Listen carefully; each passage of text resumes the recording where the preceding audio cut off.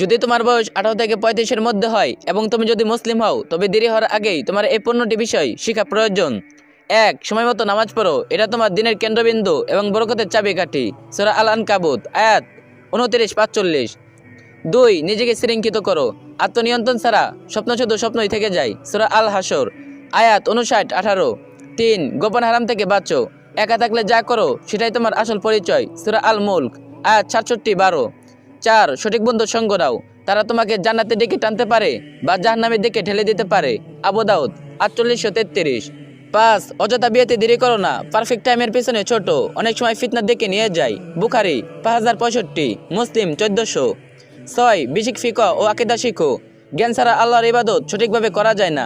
জ্ঞান ঈমান বাড়ায়। সুনান ইবনে মাজাহ 224। 7. জবান নিয়ন্ত্রণ করো, জিহ্বা এমন ক্ষত করে যা হাতের আঘাতের থেকেও দ্রুত ধ্বংস করে। তিরমিজি 2616।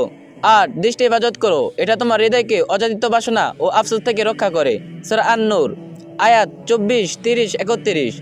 9. নিয়মিত দান করো, দান কখনো সম্পদ কমায় না বরং বাড়ায়। মুসলিম 2588। 10. ঋণ থেকে দূরে থাকো, এটা স্বাধীনতা ও বরকত কেড়ে নেয়। বুখারী 2397।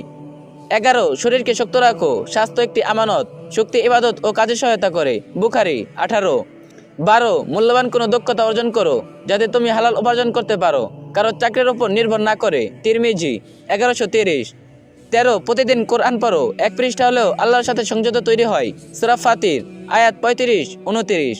14. সফর করো, আল্লাহর সৃষ্টি দেখো, জ্ঞান অর্জন করো আর স্বাচ্ছন্দ্যের গণ্ডি ভাঙ্গো। সূরা আল আনকাবুত আয়াত 29, 20। 15. মৃত্যুকে স্মরণ করো, এটা তোমার অগ্রাধিকার ঠিক রাখে। তিরমিজি 1307। এই ভিডিওটি অবশ্যই অনেকজনের সাথে শেয়ার করবেন আর যে যত পারবেন কপি লিংক করে দিন।